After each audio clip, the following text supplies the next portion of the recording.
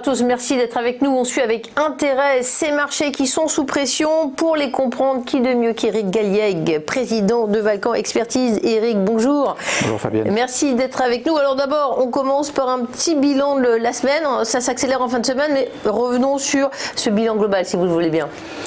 Un arrêt sur image est toujours un peu compliqué quand le film va très très vite, donc on a effectivement une baisse bien sûr très profonde cette semaine. C'est une baisse exceptionnelle, voire historique. On en est à 10%, on reperce 3% ce matin, donc voilà, c'est une baisse à deux chiffres en Europe comme aux États-Unis. Ce sera la plus forte baisse probablement depuis la crise de 2008, ce qui montre l'importance du phénomène en cours, qui donne lieu à une volatilité donc extrêmement importante de toutes les classes d'actifs et notamment des taux de change, avec une hausse de 2% de l'euro cette semaine, ce qui est extrêmement impressionnant, puisque donc même le dollar, dans son statut de dollar refuge, serait remis en cause, notamment par l'apparition du coronavirus outre-Atlantique. Donc une semaine de crise profonde. Sans surprise, l'actualité de la semaine, c'est le coronavirus. Pouvez-vous nous parler de l'expansion hors de Chine cette fois? Alors le feu a été mis aux poudres lundi dernier, lorsqu'on a compris qu'en fait on était face à une pandémie.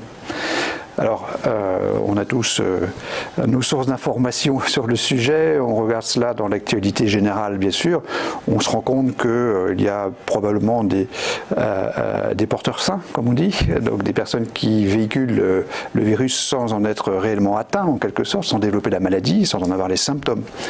Donc c'est particulièrement grave. Et puis on a eu surtout aussi cet exemple apparemment d'une patiente japonaise qui avait été malade et guérie et qui a développé le virus, ce qui voudrait dire qu'il aurait peut-être muté, ce qui en termes sanitaires est un cas de figure extrêmement gênant et qui pourrait d'ailleurs expliquer pourquoi finalement on a des développements dans différents points du globe. Donc on a une pandémie. C'est bien sûr éminemment négatif pour le scénario de marché. Coup de projecteur sur l'Allemagne, la locomotive de l'Europe. Un sacré coup de faiblesse là. Alors oui, on a eu par ailleurs cette mauvaise nouvelle qui confirme que l'Europe, avant même l'effet donc de ce coronavirus, était dans une situation économique compliquée.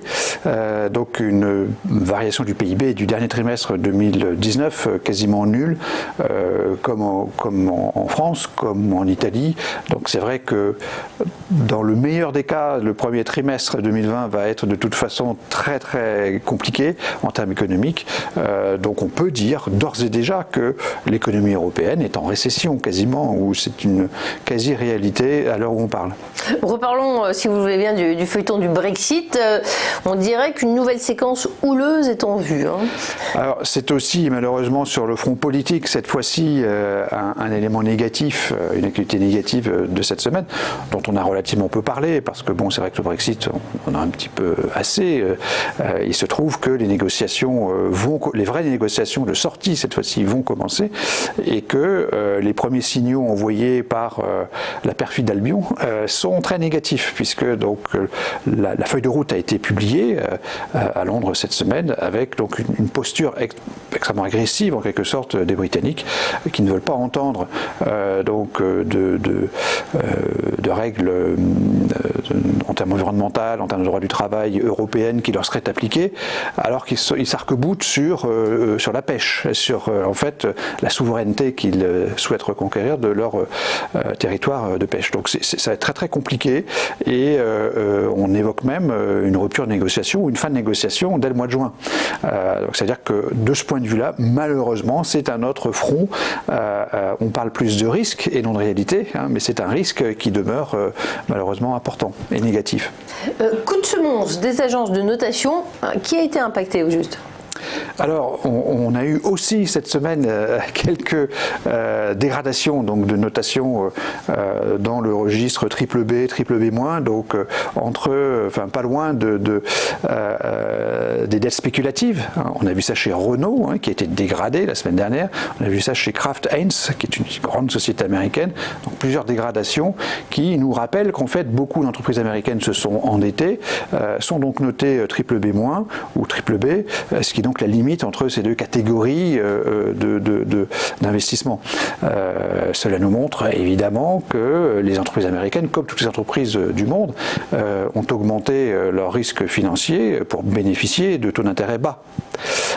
Et donc c'est un des risques, et c'est la courroie de transmission entre, je dirais, la crise sanitaire et donc l'impact économique de cette crise sanitaire qui passera par des défauts de paiement que les agences, d'une certaine façon, anticipent en dégradant les notes. Donc c'est un jeu, une spirale négative qu'il faudra absolument stopper et qui à nouveau constitue une actualité très négative. On ouvre une page de synthèse de l'actualité. À vous la parole.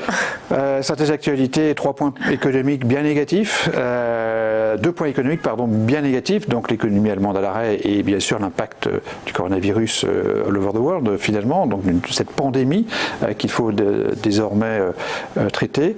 Le Brexit en termes politiques, toujours négatif, et puis des dégradations de notes de crédit plutôt sur le plan financier. Donc -4, c'est la pire note qu'on puisse imaginer, un petit peu comme l'évolution des marchés cette semaine. Alors qu'est-ce qu'on fait? Recommandations d'investissement, on se tourne vers l'oracle. Eric?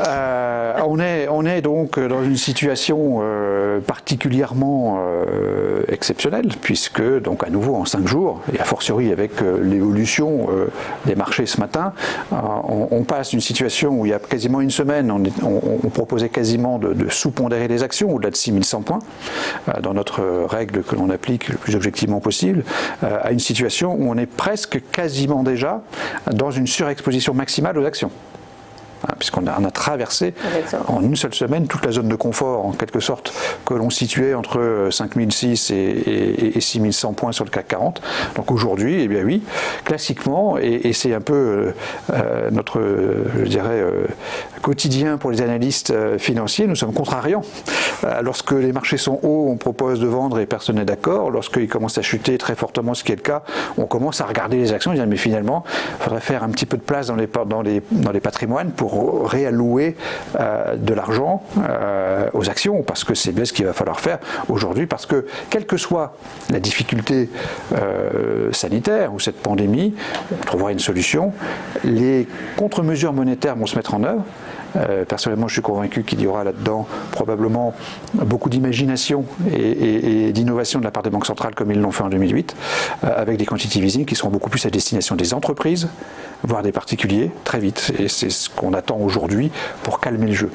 Merci Eric Galliègue, président de Valcan Expertise. On a besoin de volumaire dans ce marché qui démarre ce vendredi dans le rouge, moins 2,78% au moment où l'on parle. On réduit quelque peu les pertes, mais il faut les nerfs solides. Merci beaucoup de cet entretien. Bonne émission sur TV Finance. Merci à vous.